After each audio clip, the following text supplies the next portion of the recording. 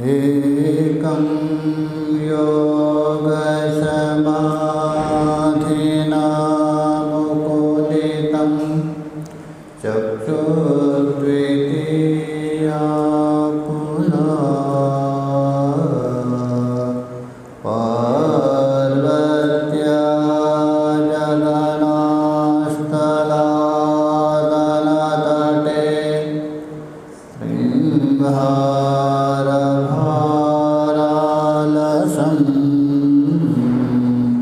अन्यदूरनिरस्तचापमधना क्रोधोन्नलोदीपितं शम्भोर्भिन्नरसं समाधिसमये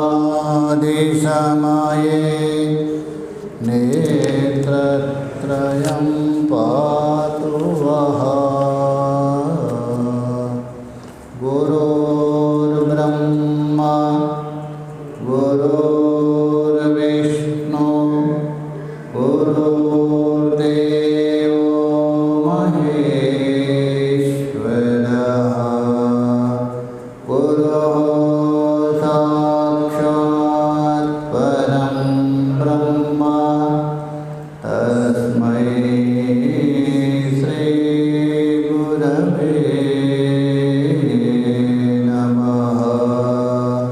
तस्मै श्री गुरवे नमः।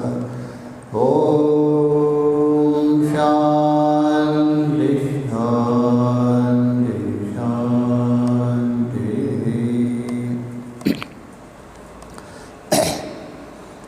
हम लोग योग सूत्र के जो चतुर्थ पाद है कैवल्य पाद, उसी को लेकर विचार कर रहे हैं। बीच में क्षणिक विज्ञानवादियों ने यहाँ आक्षेप किया था, पुरुष को मानने की कोई आवश्यकता नहीं, चित्त ही घटपटादि विषयों को भी प्रकाशित करेंगे, स्वयं वो भी करेंगे। सूत्रकार और भाष्यकारों ने निराकरण किया, क्योंकि चित्त दृश्य पदार्थ है, स्वयं और विषयों को दोनों को प्रकाशित नहीं कर सकता है, इसलिए एक अलग पुरुष मानना पड़ेगा आपको। यहाँ तक हम लोग विचार किया था। आगे विचार हम लोग कर रहे उसी को लेकर, अर्थात पुरुष एक अलग तत्व है, उसको सिद्ध करने के लिए आगे का सूत्र आ रहे हैं 22वां। उसमें आक्षेप कर रहे पूर्व पक्षी लेके कथम बोल तो केन प्रकारेण, ये कथम है, प्रकार अर्थ में प्रत्यय हुआ है। पुरुषस्य चिद्दृष्टित्वम्, अर्थात पुरुष तत्व को चित्त का भोक्ता या ज्ञाता आप लोगों ने स्वीकार किया। किसने? सांख्य और योग सिद्धांत। यह सिद्ध किया जा चुका है। ये कैसा संभव है? क्योंकि पुरुष को आप भोक्ता और चित्त का भी ज्ञाता मानते हो, ये कैसे संभव है?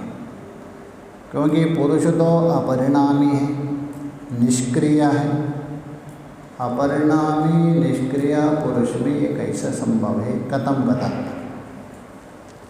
उसमें सूत्रकार उत्तर दे रहे कि ऐसा तो सूत्र का उच्चारण हुआ था, दोबारा दे रहे।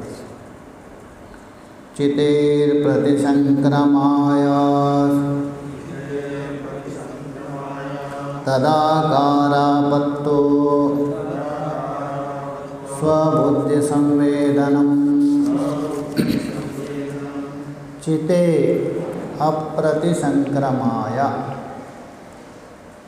प्रतिसंक्रमण का मतलब है संचरण करने का स्वभाव। संपूर्ण क्रियादि में संचरण करने का स्वभाव है, उसको प्रतिसंक्रमण करना है। किंतु चैतन्य रूप पुरुष कैसा है?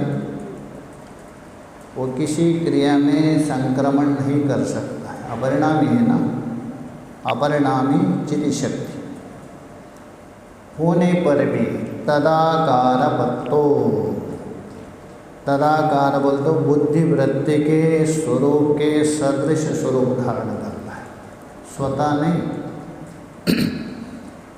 जैसा बुद्धि की वृत्ति होगी उस बुद्धि के साथ दादात्म मतलब प्रतिबिंब पड़ा है पुरुष का, वो भी क्या होगा? वैसा ही हो सकता है। उसको बोले तदाकारपत्तो, मतलब बुद्धि के आकार के समान आकार वाला होता है। स्वबुद्धि संवेदनम, तभी जाके पुरुष को अपनी बुद्धि का ज्ञान अर्थात भोग होता है और बुद्धि का दृष्टा भी बनता है। ये उत्तर दिया। भाष्य में देखिए, अपरिणामिनी अप्रतिसंक्रामाच ही भोक्तृशक्ति ही। देखिए भोक्तृशक्ति है ये पुरुष में रहती है, कर्तृशक्ति अथवा क्रिया शक्ति रहेगी प्रकृति में, बुद्धि में मानते हैं इनका और सांख्य सिद्धांत बराबर है। तो परिणाम से रहित और कैसे है? अप्रतिसंक्रमाच, मतलब प्रतिसंक्रमण उसमें संभव नहीं है, बिल्कुल प्रतिसंक्रमण होने वाली नहीं है। ही वहाँ अन्वय कर दीजिए। भोक्तृशक्ति, बुद्धि का भोग करने वाली चिति शक्ति, चैतन्य शक्ति, परिणामिनी अर्थे, परिणामिनी अर्थ मतलब परिणामशील पदार्थ अर्थात चित्त में, चित्त का तो परिणाम हो रहे, उस चित्त में उसका प्रतिबिंब पड़ रहे, इसलिए चित्त के साथ मानो वो भी परिणत हो रहे, जैसा परिणत नहीं हो रहा है। तो ये बोले तो परिणामिनी अर्थे प्रतिसंक्रांत एव, वास्तव में संक्रमित नहीं हो रहे, प्रतिसंक्रांत एव मानो उसमें संक्रमण कर रहे हैं। जैसा बृहदारण्यक में है ना, ध्यायते एव लीलायते, मानो आत्मतत्व ध्यान करता सा और लीला करता सा। इसका मतलब क्या है? वास्तव में वो ध्यान भी नहीं कर रहे, लीला किंतु बुद्धि के द्वारा कर रहे, जैसा भाव वैसे भी यहाँ भी बता रहे। प्रतिसंक्रांत वह अर्थात उसमें प्रतिबिंबित हो जाते, इसलिए प्राप्ति चैतन्य उपग्रह, तस्य प्राप्ति चैतन्य उपग्रह बुद्धि वृत्ते, अन्वय कर दीजिए। प्राप्ति चैतन्य उपग्रह स्वरूपाय च, चेतन पुरुष के उपग्रह अर्थात प्रतिबिंब, उपग्रह का मतलब है प्रतिबिंब से अपना चेतन सदृश रूप को प्राप्त करते। बुद्धि तो जड़ है किंतु चैतन्य का उसमें प्रतिबिंब पड़ने से बुद्धि भी क्या होती है? चैतन्य जैसा दिखती, उसको बता रहे। उपग्रह मतलब प्रतिबिंब के अपना चेतन सदृश रूप प्राप्त होने वाली बुद्धि। तस्य बुद्धिवृत्ति, उस जो बुद्धिवृत्ति है चित्त वृत्ति के अनुकार्य मात्रतया, पुरुष केवल उसका अनुकरण करता है, क्योंकि बुद्धि जैसे जैसे करेगी पुरुष भी क्या है वैसा वैसा करे। क्यों? पुरुष स्वयं परिणत नहीं हो रहे, बुद्धि के साथ तादात्म्य होने से बुद्धि में प्रतिबिंब पड़ने के कारण बुद्धि में जो जो क्रिया हो रही वैसे ही पुरुष में हो रहे, इसलिए बोले अनुकार मात्रतया, अनुकरण मात्र से। अनुकरण का मतलब है तदाकार कारित होकर वैसा ही क्रिया करना। जैसा बच्चा कोई चल रहा है पिता भी वैसा ही करता है, अनुकरण बोलते हैं। जो भाई बच्चा कर रहे हैं वैसा ही उसका पिता भी पीछे पीछे करता है, उसको बोलते हैं अनुकरण। तो अनुकरण मात्रतया, इतने से ही ज्ञान वृत्ति ही, पुरुष की जो भोग रूपिणी वृत्ति, भोग रूपिणी जो वृत्ति अथवा प्रभात पुरुष को अनुभूयमान ज्ञान, वो ज्ञान वहाँ अन्वय कर दीजिए।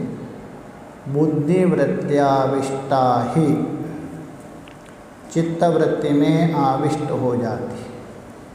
आविष्ट का मतलब है वो चित्त वृत्ति के साथ अभेद हो जाती, एकाकार होता है, अभिन्नता हो जाती, आख्यायते कही जाती और कोई है नहीं, तो एकत्व माना जाता है।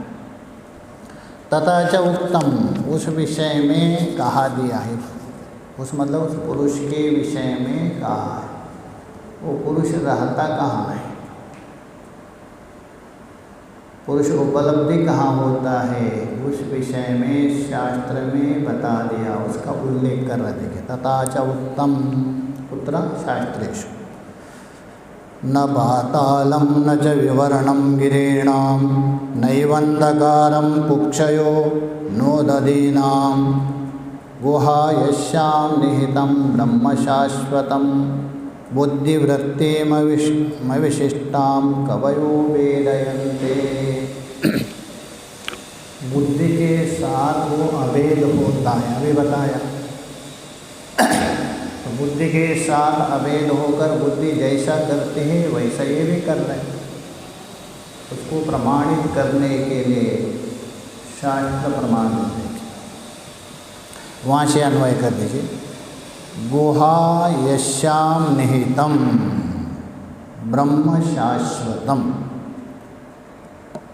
वह गुहा, गुहा बोल तो गुहा एवं गुहा, अंतःकरण को बुद्धि को गुहा माना है वेदांत में। गुहां प्रविष्टा परमे पदार्थे, श्रुति में आया है मुंडकादि में।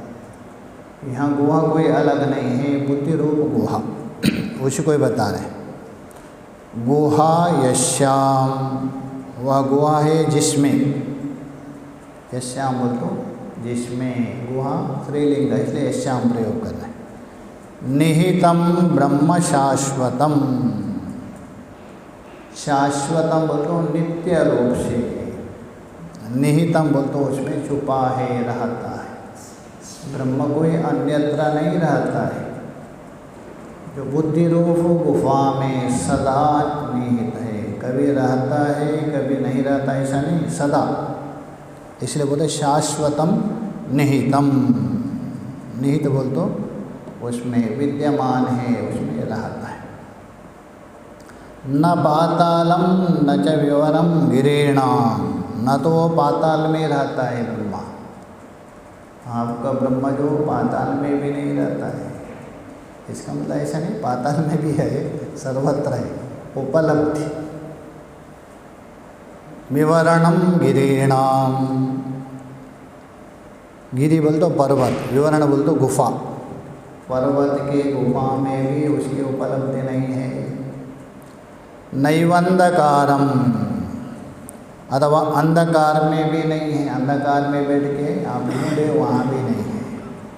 कुक्षयो नोदधीनाम, उदधी बोल तो समुद्र, कुक्ष बोल तो समुद्र के अंतस्थल, समुद्र के अंदर है, समुद्र के नीचे तलेट में भी नहीं है।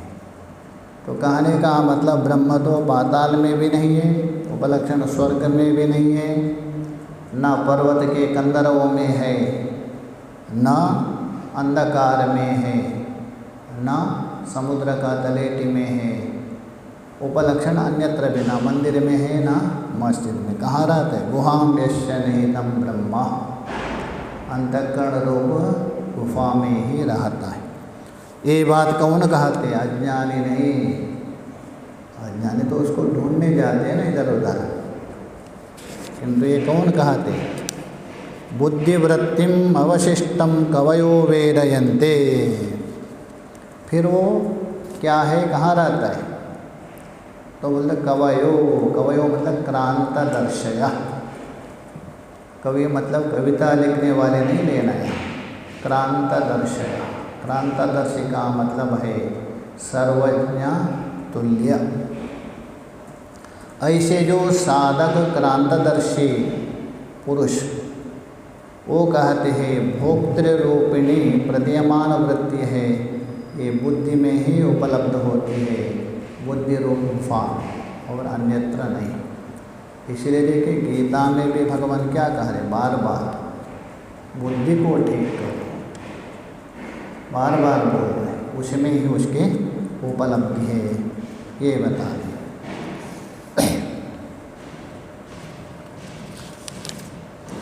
आगे बता रहे, देखिए पुनः उसी पुरुष तत्व को सिद्ध करने के लिए दोबारा उठा रहे, देखिए आगे का सूत्र।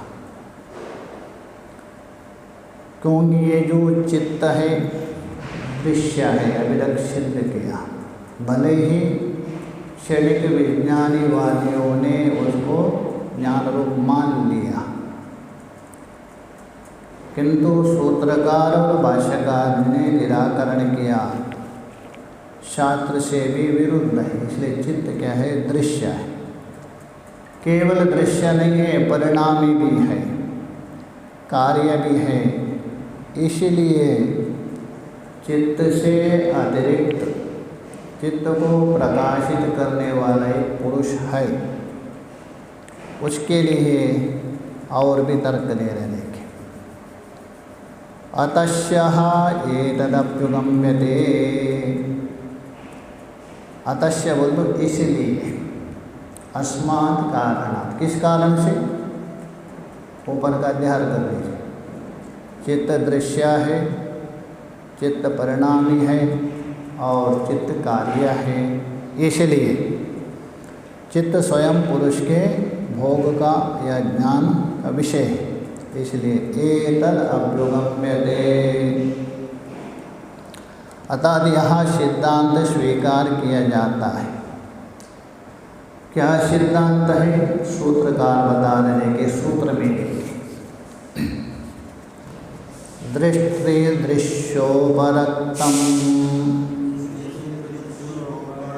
चित्तम सर्वार्थम दृश्योपरक्तम चित्तम। अर्थात ये जो चित्त है, दृष्टा मतलब पुरुष, दृश्य मतलब है घटपटादि, तो दोनों के आकार के समान आकार धारण करता है चित्त। जैसा घटपटादि को जो देख रहे हैं, वो चित्त आपका क्या है? घटाकार से परिणत हो गया। पुरुष के साथ संबंध होने से चित्त क्या है? चेतन जैसे व्यवहार कर रहे, उभयात्मिका है चित्त। इसलिए मन बीच में है, एक तरफ से चेतन है, एक तरफ से जड़ है, तो मन दोनों तरफ से जाता है। जड़ के साथ संबंध होने से जड़ जैसे व्यवहार करता है, चेतन के साथ संबंध होने से चेतन जैसे व्यवहार करता है। इसलिए बोला दृष्टे दृश्य उपरक्तम। उपरक्तम का मतलब है उसके समान, तदाकार कारित, उसके साथ संबंधित होता है, दोनों के साथ। उपरक्त मतलब संबंध, पुरुष के साथ संबंध रखता है चित्त और विषयों के साथ संबंध रखता है। तो इसलिए सर्वार्थम, वो चित्त है ना, सर्वार्थम भवति इति शेषम। ऊपर से अध्ययन कर दीजिए। सर्व अर्थ तो सर्व विषयक होता है, दृष्टो पुरुषाकार परिणत हो रहे, दृश्य घटपटादि आकार से भी परिणत हो रहे, इसलिए वो क्या है, सर्व विषय होता है चित्त। दोनों तरफ से होने से सर्व विषय है। भाष्य में देखिए, मनो ही मंतव्येन अर्थेन उपरक्तम, जो चित्त है, मन है, वो मंतव्य रूप से, मंतव्य अर्थ का मतलब ज्ञेय पदार्थ, जानने योग्य पदार्थ अथवा विषय देखिए। तो मंतव्य पदार्थ घटपटादि इससे उपरक्तम, उपरक्त का मतलब उपरंजित, उपरंजित का मतलब संबंध। अच्छा, चित्त का विषय के साथ संबंध कौन सा है?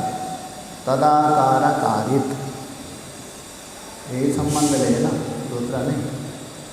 तदाकार, घट देश में गया हुआ चित्त घट के आकार के समान आकार धारण करता है, यही संबंध है, उसका नाम है उपरंजित।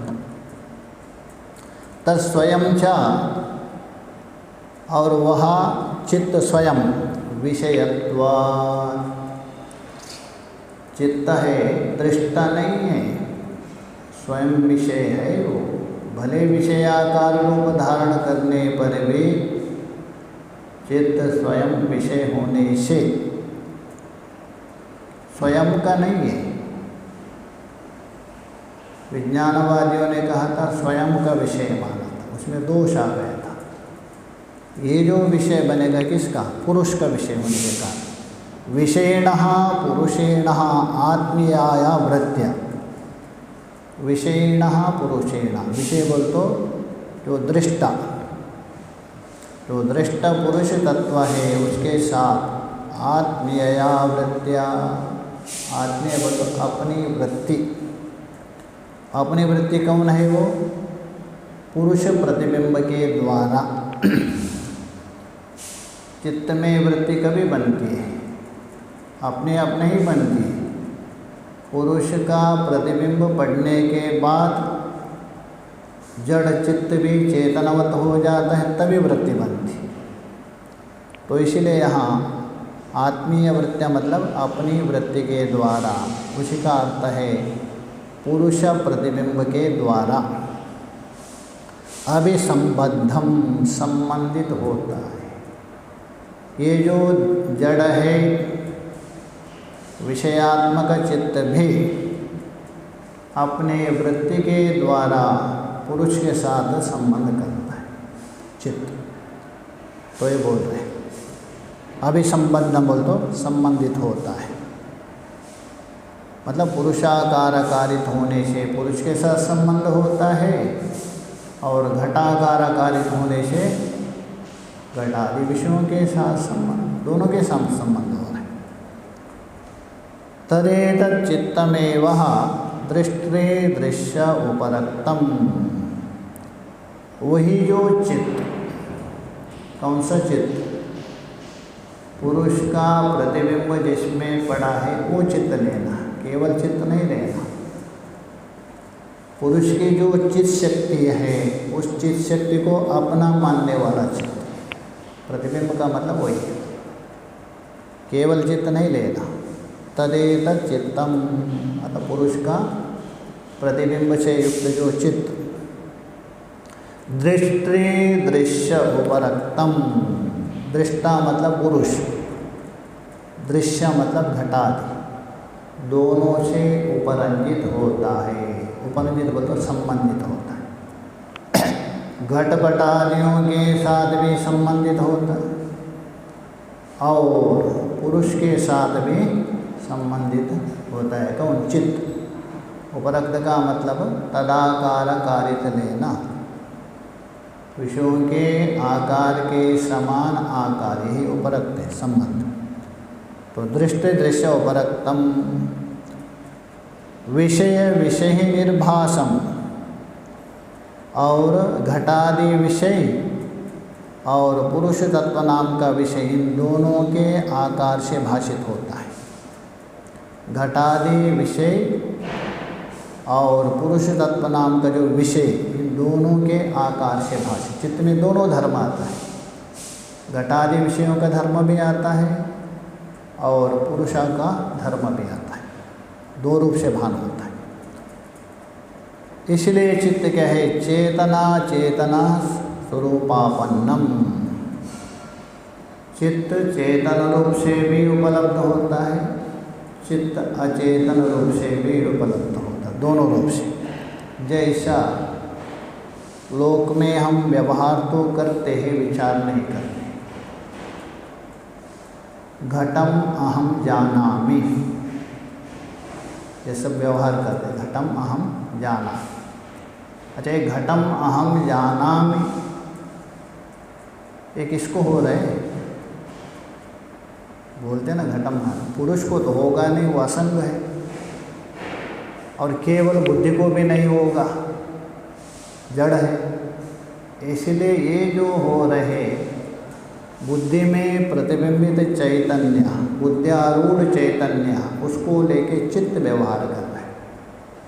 अभी देखिए, अहम घटम जानामि, यहाँ मुख्य रूप से दो अंश, एक अहम अंश है, एक घट अंश है।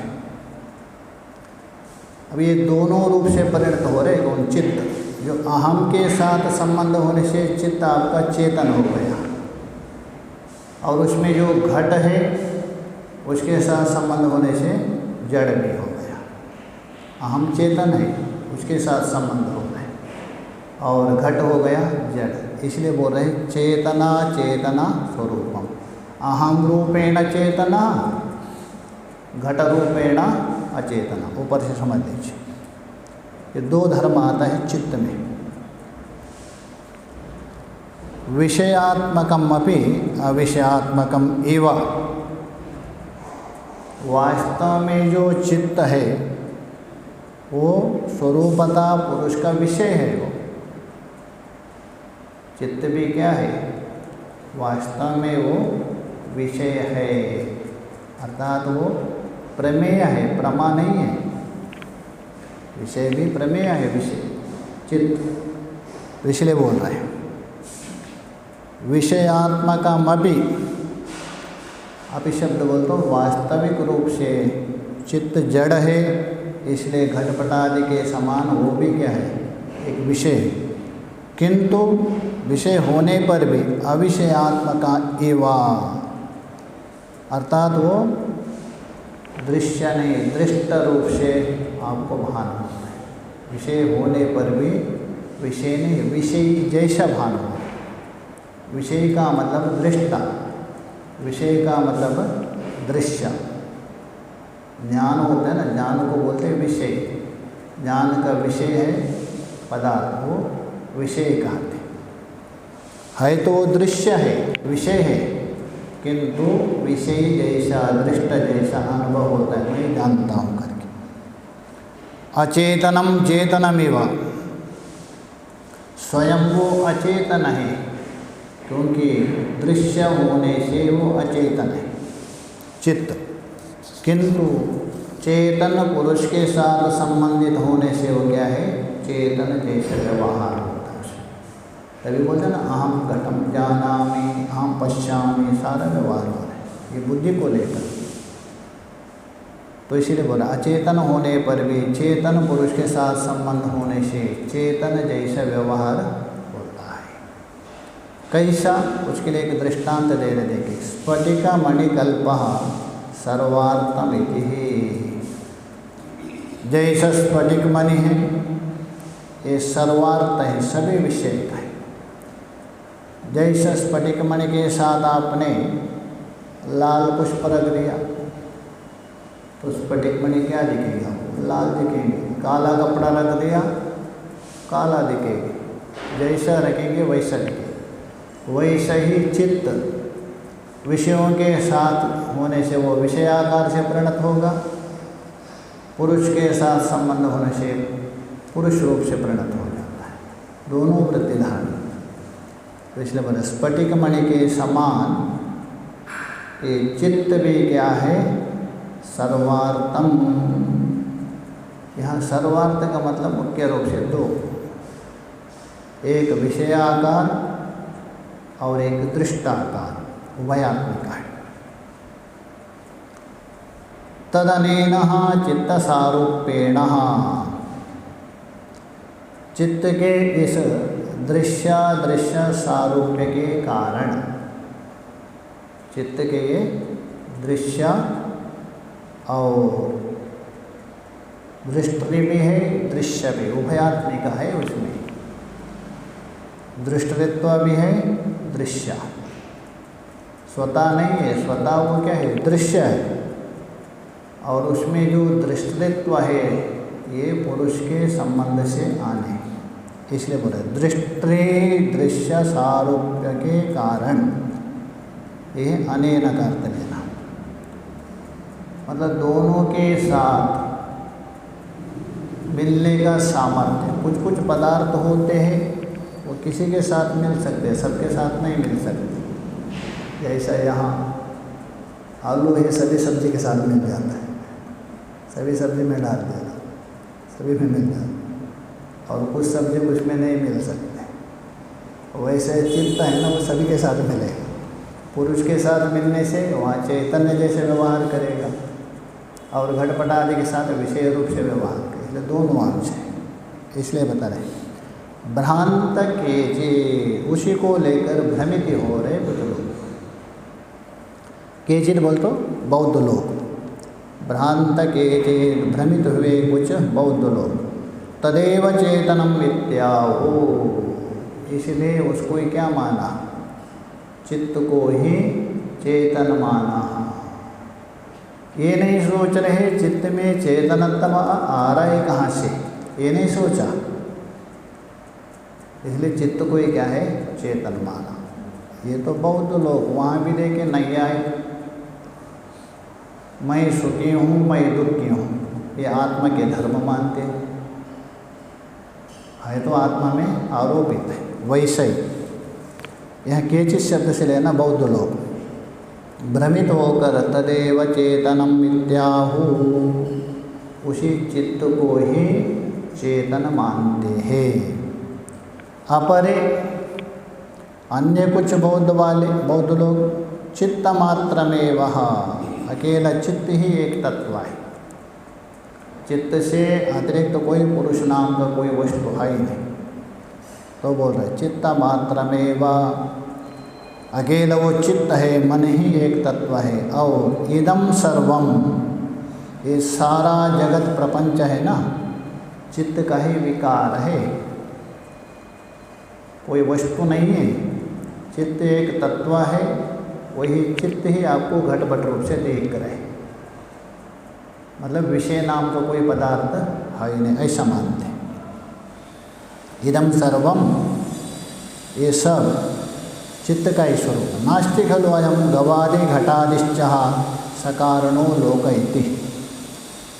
ये गाय है अथवा ये पेड़ है, ये मकान है, सारा व्यवहार करते जितने भी, ये सारे पदार्थ अपने कारणों सहित चित्त के ही विजृंभण है, उससे अतिरिक्त नहीं है, विषय कोई अलग नहीं है।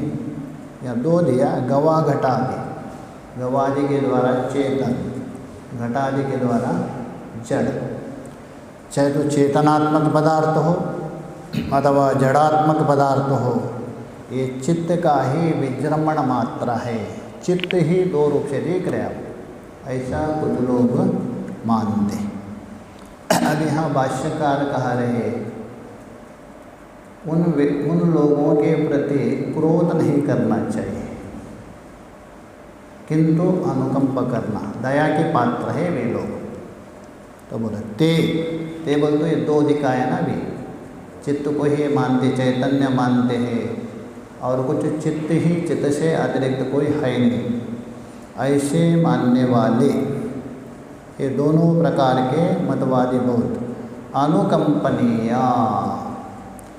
अनुकंप करने के लिए, दया करने योग्य है, वो कृपा करने योग्य है।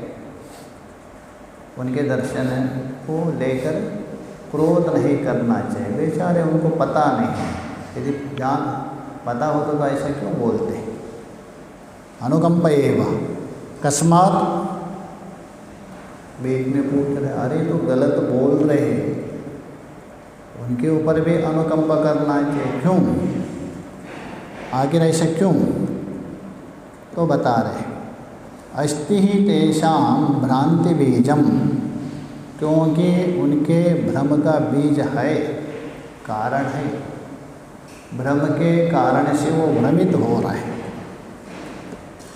तो ये बोल रहे, अस्ति ही तेषां भ्रांति बीजम सर्वरूपाकारः निर्भासं चित्तमिति। चित्त ही दृष्ट है और चित्त ही दृश्य है, सभी रूप से चित्त ही भाषित होता है, ऐसा वे लोग कहते हैं भ्रमित होने के कारण। किंतु उनकी भ्रांति है, उनको समझा सकते, उनको जो भ्रांति हो रही है वो भ्रांति, उनका दोष उनको ही दिखा सकते। कहाँ? समाधि प्रज्ञाया, समाधि मतलब संप्रज्ञात समाधि काल में, सिद्ध प्रज्ञा में, संप्रज्ञात काल में तो सिद्ध जो प्रज्ञा है उसके द्वारा उनकी जो भ्रांति है, उनका दोष है, उसको बता सकता है। कैसा? स्पष्ट कथा रहे वो कैसा? तस्या आलम्बनी भूतत्वात्, उस चित्त का आलम्बनी भूतत्वात्, आलम्बन बनने के कारण। अच्छा, आप संप्रज्ञात समाधि में जाते अथवा सविकल्प समाधि में जाते, तो सविकल्प समाधि में जाते समय चित्त किसी न किसी को आलम्बन करता है क्या नहीं? अरे बहुत, तुम भी समाधि लगाते हैं, उनमें भी समाधि, तो समाधि लगाते समय चित्त किसी न किसी को आलम्बन तो करता है। वो आलम्बन करने वाला वस्तु यदि चित्त मानते हो तो ये संभव नहीं है। चित्त को आलम्बन नहीं कर सकता है, स्वयं का आलम्बन नहीं होता है। वो आलम्बन करने वाला वस्तु कोई अलग है, इस प्रकार समझा सकते हो उसको। वही बोला समाधि प्रज्ञा बोल दो, सविकल्प समाधि संप्रज्ञात समाधि काल में, सिद्ध प्रज्ञा में प्रज्ञेयो अर्थः प्रतिबिंबीभूतः तस्य आलम्बनीभूतत्वात्, उस प्रज्ञा का विषय है प्रज्ञेय। वो कौन है? वो ज्ञेय अर्थ है, प्रतिबिंबित या प्रकाशित होता है। तस्य अतः उस चित्त का आलम्बन बनाने का कारण संप्रज्ञात समाधि में बुद्धि में प्रतिफलित चैतन्य है, सविकल्प चैतन्य, उसको आश्रय करती है बुद्धि। तो वही बता रहे आलम्बन भूतत्वात्। अन्य मतलब चित्ताद भिन्नोस्ते, चित्त से कोई अलग वस्तु मानना ही पड़ेगा। संप्रज्ञात समाधि में जो संप्रज्ञात रूप बुद्धि है आपकी, किसी ना किसी वस्तु को आश्रय कर रहे, वो जो आश्रय कर रहे जिसको, वो चित्त से कोई अलग पदार्थ है, अन्यथा संभव नहीं। तो ये बता रहे हैं, अन्य बोल तो चित्ताद भिन्नो अस्ति, उस चित्त से भिन्न मानना पड़ेगा। यदि कहे सचेदर्थः चित्तमात्रम, संप्रज्ञात समाधि में साधक का चित्त उस चित्त को ही विषय करता है, यदि मान लीजिए, तो बोल रहे हैं कथम प्रज्ञेव प्रज्ञारूपम अवधार्येता, समाधिकालिक चित्त के द्वारा उस चित्त का ही रूप कैसे देखा जाएगा? क्योंकि चित्त का निर्णय नहीं कर सकता है, चित्त को विषय नहीं कर सकता है, विषय कोई अन्य को करता है, ये संभव नहीं है। तस्माद्, इसलिए निचोड़ के बता रहे हैं, इसलिए सिद्ध होता है प्रतिबिंब भूतो अर्थः प्रज्ञायाम। प्रतिबिंब भूत मतलब चित्त से अतिरिक्त, मन से अतिरिक्त जायमान अर्थ ही समाधिजा प्रज्ञा में प्रतिबिंबित होता है। चित्त से अतिरिक्त कोई तत्व है, उसका प्रतिबिंब हो रहे, उसका ज्ञान हो रहे साधक होता है। एनः अवधार्यते, और जिस तत्व के द्वारा चित्त और चित्त से प्रतिबिंबित सकल पदार्थ अनुभूत किया जाता है, जिसके द्वारा चित्त का भी अनुभव कर रहे और चित्त में प्रतिबिंबित सारे पदार्थ आप अनुभव कर रहे, वो वस्तु कोई अलग है। वो कौन है? वो पुरुष है। स पुरुष इति, वो पुरुष है, वही तत्व पुरुष हो सकता है। एवं इस प्रकार बौद्ध मतों का खंडन करके अभी अपना मत पुष्ट कर रहे हैं। अभी तक उनका खंडन किया, अर्थात अरे क्षणिक विज्ञानवादी, चित्त से एक अलग आपको मानना पड़ेगा, अन्यतः समाधि अवस्था में जो समाधि जब प्रज्ञा है, उस प्रज्ञा ने किसको आश्रय किया? किसी न किसी को आश्रय करके आपने समाधि लगाया, चित्त को लेके नहीं। वो कौन है? वो भिन्न है, पुरुष। आगे अपना सिद्धांत बन, एवं इस प्रकार ग्रहित्रे ग्रहण ग्राह्य स्वरूपा चित्त भेदा, ग्रहिता हो गया पुरुष, ग्रहणात्मक हो गया बुद्धि, ग्राह्य हो गया बाह्य पदार्थ। इससे निर्भाषित होने के कारण तीन रूप से भान हो रहे हैं। एक ग्रहिता अर्थात प्रमाता, ग्रहणात्मक हो गया, ग्रहण करने का साधन हो गया वृत्ति, ग्राह्य हो गया विषय, त्रिपुटी हो गया। इस प्रकार भान होने से त्रयमपि एतत्, तीन कौन? ग्रहिता मतलब प्रमाता, ग्रहण और ग्राह्य, ये तीनों पदार्थों को जानीतः वस्तुतः, जानीता बोलते वस्तुतः, प्रविभज्यन्ते अर्थात अलग अलग विभाजित करते हैं। तीनों अलग अलग है। कौन? ग्रहिता अलग है, ग्रहण अलग है, साधन है, ग्राह्य विषय है, तीनों को अलग अलग करते हैं। प्रविभज्यन्ते बोल तो अलग करते हैं। के अतः वे सांख्य योग परंपरा दार्शनिक लोग सम्यक दर्शिनः, वही वास्तव में जानने वाले, ठीक ठीक से तत्व को जानने वाले। न तो चित्त ही एक है, वही ग्रहिता भी बनता है, वही ग्रहण भी है, वही ग्राह्य है, वो सम्यक दर्शन नहीं है। तो ये बोले तई पुरुष अधिगतः, इस प्रकार पहले ठीक से विभाजन करें और तीनों को ठीक ठीक से जानते हैं, ऐसे लोगों के द्वारा ही पुरुष अधिगतः, पुरुष या आत्मतत्व का प्राप्त किया जाता है। न तो एक ही चित्त को तीनों मानने वाले, ग्रहिता भी वही है, ग्रहण भी वही है और ग्राह्य भी, वो नहीं प्राप्त कर सकते। इति है व्याख्यान का समाप्ति का है। दोबारा आक्षेप कर रहे हैं कुतश्च।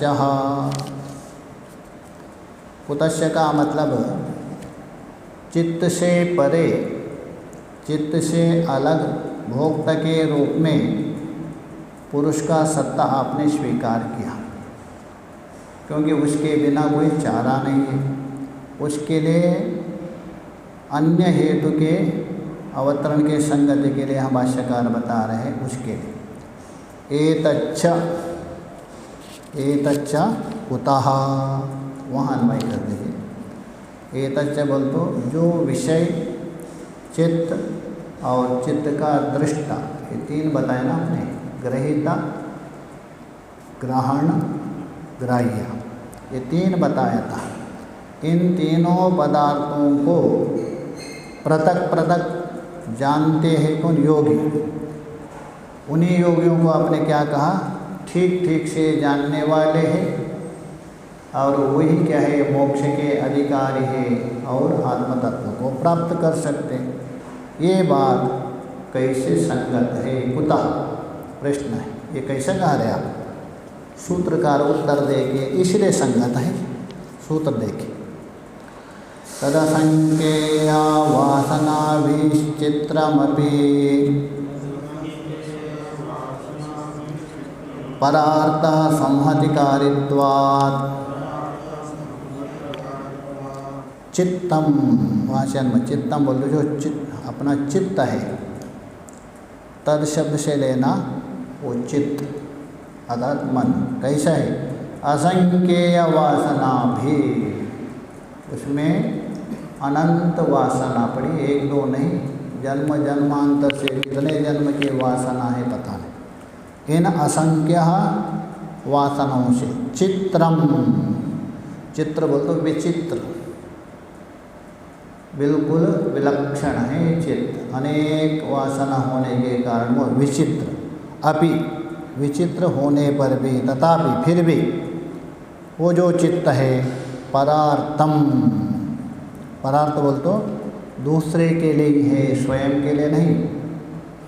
भले उसमें अनेक प्रकार की वासना पड़ी हो तो भी वो चित्त है दूसरे के लिए। ऐसा क्यों? हेतु दे रहे, संहत्यकारित्वात्, ये हेतु है। मिलित्वः अर्थात मिलकर कार्य करने वाले होने के कारण वो दूसरे के लिए। देखिए यहाँ अनुमान है, चित्तम ये पक्ष है, परार्थम साध्य है, संहत्यकारित्वात् हेतु है, गृहवत ये दृष्टांत है, अनुमान है। एक घर है, ये संहत्यकारी मिला के बनाए, और परार्थः उस मालिक के लिए, वैसा ही चित्त है, क्या है? साहत्यकारी होने से, पर बोल तो पुरुष के लिए, भाष्य में लेके सरल है। तदेतत् चित्तम असंख्येयभिर्वासनाभिः चित्रीकृतमपि, ऐसा जो प्राणियों का ये चित्त है, असंख्य से उपलक्षण अनेक अनंत जो क्लेश है, कर्म है, विपाकजन्य वासनों से चित्रीकृतमपि, बिल्कुल चित्र विचित्र सा होने पर भी, चित्र विचित्र इसलिए है, जैसा बोलते हैं चित्र रंग क्यों बोलते हैं? उसमें अनेक रंग हो, चित्र रंग कहते। एक ही जो तो सफ़ेद रंग बोलेंगे, लाल बोलेंगे, वैसे ही चित्र में वह परार्थम किसी अन्य के लिए ही होता है चित्त। इसका आशा बता रहे, परस्यः भोगा अपवर्गार्थम, पर बोल तो कोई अन्य है, वो कौन? वो पुरुष, उसका भोग और अपवर्ग नाम का प्रयोजन के सिद्ध करने के लिए ही होता है चित्त। न स्वार्थम, स्वार्थम बोल तो अपने के लिए नहीं है, वो दूसरे के लिए चित्त। न स्वार्थम क्यों? साहत्यकारित्वात्, सत्व रजो तमो गुण और अनेक प्रकार की वासना है, शरीर है, मिलकर काम करने के कारण। दृष्टांत है गृहवत, जैसा घर है, मकान बना रहे, मकान में देखिए कितने वस्तु मिला करके बना दिया, एक थोड़ा है, केवल ईंट से मकान नहीं बनेगा, कोई सीमेंट से मात्र नहीं बनेगा, कोई लोहे से भी नहीं बनेगा, सब मिल के बना है। वैसे ही चित्त है, शरीर है, गुण है, सब मिल कर के बना है, इसलिए संघात है, इसलिए वो परार्थ है, घर के समान। साहत्यकारिणः चित्तेन न स्वार्थेन भवितव्यम, क्योंकि देहेंद्रियादि से मिलकर ही कार्य करने वाला यह चित्त अपने स्वयं के लिए काम करने वाला नहीं हो सकता है, अपने लिए नहीं हो सकता। इनके साथ मिलकर के काम कर रहे, इसका मतलब कोई दूसरे के लिए काम कर रहा है, स्वयं के लिए नहीं। जैसे दृष्टांत दे रहे, सुखचित्तम न सुखात्म, महान्वय कर दीजिए। सुख रूप से या अनुकूल आत्मा का आपका चित्त अनुकूल रूप से परिणत हो गया, मान लीजिए। अच्छा, चित्त अनुकूल रूप से परिणत हो गया, क्या सुख के लिए हुआ? क्या सुख के लिए नहीं, कोई दूसरे के लिए हो गया। तो ये बोल रहे सुख चित्तम न सुखार्थम, सुख रूप से परिणत हुआ चित्त, सुख रूप चित्त सुख के लिए नहीं है परंतु उससे अतिरिक्त व्यक्ति के लिए। और एक दृष्टांत दे रहे, इसी प्रकार ज्ञानम न ज्ञानार्थम, जैसा आपका चित्त ज्ञानाकार से परिणत हो गया, ज्ञान शब्द से लेना विवेक ख्याति, चित्त आपका विवेक ख्याति रूप से परिणत हो गया।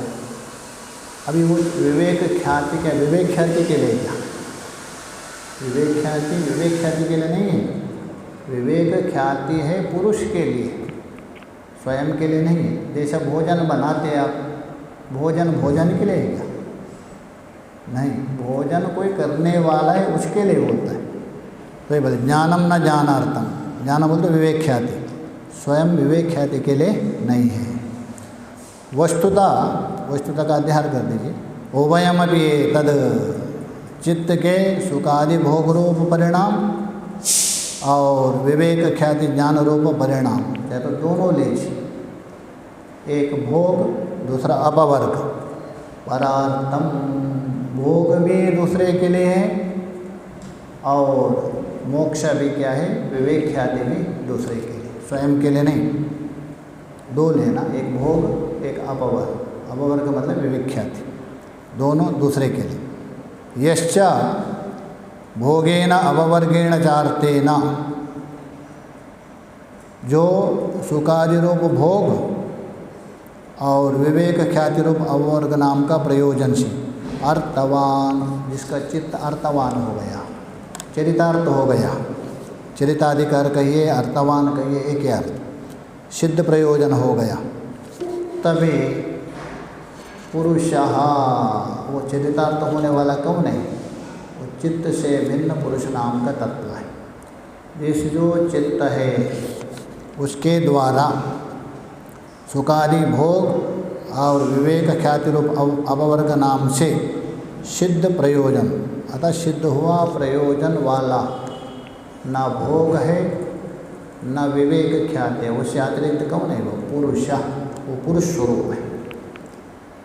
स एव परः, और वो पुरुष है, परः मतलब चित्त से अलग है, भिन्न, पर बोल तो वह अन्य तत्व है, ये संगात है, उससे भिन्न असंगात तत्व है, भिन्न तत्व है। सामान्य मात्रम न, जैसा बौद्ध लोग सामान्य मात्रा मानते हैं ऐसा नहीं, अर्थात सामान्य मात्रा नहीं है, सामान्यभूत कोई विज्ञान आदि पदार्थ नहीं है, सामान्य शब्द से लेना विज्ञान। जैसा बौद्धों का जो विज्ञान है सामान्य है ऐसा नहीं, परः वो तो भिन्न है, उनसे भिन्न है। बीच में बौद्ध लोग कहा सकते हैं, देखिए परार्थम शब्द है ना, परार्थम, तो परार्थ में जो पर शब्द है, सिद्धांत ने अर्थ किया, अर्थ से परे कौन, पुरुष किया, तो परा अर्थ के द्वारा आपने पुरुष ही क्यों लिया, चित्त भी ले सकते हैं। जैसे एक चित्त है, उससे भिन्न दूसरा चित्त हो गया, वो पर हो जाएगा, दूसरे से चित्त तीसरा चित्त पर हो जाएगा, उसको क्यों लेते हैं। अतः परार्थ में आया हुआ जो परा शब्द है वो पुरुष ही क्यों लेते हो, परा का अर्थ भिन्न कोई भी लीजिए, ऐसा शंका करने पर समाधान करने के आगे यत्तु, यत्तु मतलब जो, वही नाशिका बौद्ध मतवालंबी, किंचित सामान्य मात्रम, जिस किसी सामान्य पदार्थ को मतलब चित्त को परम, वहां में कर दीजिए, परम स्वरूपेण उदाहरेत, उसी को ही पर शब्द के द्वारा बताते, मतलब चित्त को ही पर शब्द से कहते, क्योंकि प्रत्येक क्षण में उनका चित्त अलग अलग है ना। पूर्व चित्त के अपेक्षा उत्तर चित्त को पर मानते, ऐसा मानते। उदाहरित बोल तो इस प्रकार उदाहरण के द्वारा सिद्ध करते। तत्सर्वम, तो वह सभी चित्तांतर आदि पदार्थ स्वयं साहत्यकारित्वा, जैसा पूर्व चित्त है उससे बाद उत्तर चित्त को आपने पर कहा दिया, उससे तीसरा चित्त, ये सब संघातकारी है, मिलावट है, मिलावट होने से चित्त के लिए नहीं होगा, खंडन कर रहे। साहत्यकारित्व, देहेंद्रिया से मिलकर कार्यकारी होने के कारण परार्थम एवं स्यात्, वो परार्थ ही हो जाएगा, सभी चित्तों से भिन्न किसी अन्य पुरुष के लिए होगा। चाहे तो पूर्व चित्त हो, उत्तर चित्त हो, उसे आगे का चित्त हो, ये सब मिल के काम कर रहे हैं। इसका मतलब उससे भिन्न कोई वस्तु है। सारे चित्त, सभी चित्त कोई दूसरे के लिए, ये सिद्ध होगा। यस्तु असो परो विशेषा, किंतु ये जो पर शब्द से यहाँ पर अभिमत, यह जो विशेष बता दिया वो कौन, कोई अलग नहीं हो सकता है। सा वहाँ वगैरह सा वह तत्व न साहत्यकारी, परार्थत्व में आया हुआ जो पर शब्द है वो कभी संघात नहीं हो सकता है। परस्य अर्थ परार्थ श्रेष्ठी समास कर दीजिए, वहाँ दो पद है, एक पर है एक अर्थ है। अर्थ है संघातकारी और वो अर्थ जिसके लिए है वो संघातकारी नहीं, वही बता रहे। सा न संघातकारी, वो कभी मिलकर काम करने वाला नहीं है। अतः परतत्व है। कौन है वो परतत्व? पुरुषः, पुरुष ही है, उसे अतिरिक्त नहीं है। वहाँ चित्त का दृष्टा हो सकता है, चित्त से अतिरिक्त है और चित्त को भी प्रकाशित करता है और चित्त का भी दृष्टा है। इति है, ये समाप्ति सूचक है। तो इससे समाप्ति कर रहे हैं बौद्धों को खंडन करके। और अतिरिक्त एक पुरुष तत्व है, उसके लिए सारा चित्त शरीर आदि काम कर रहे हैं। पुरुष अलग है, उसको जानने से ही मोक्ष संभव है। ये विचोड़ो। ओम पूर्णमदः पूर्णमिदं पूर्णात् पूर्णमुदच्यते पूर्णस्य पूर्णमादाय पूर्णमेवावशिष्यते। ओम शांति शांति शांति। शंकरं शंकराचार्यं केशवं सूत्रभाष्यकृतो वन्दे भगवन्तौ पुनः पुनः। ईश्वरो गुरुरात्मेति मूर्तिभेदा विभागिने व्योमवद्व्याप्तदेहाय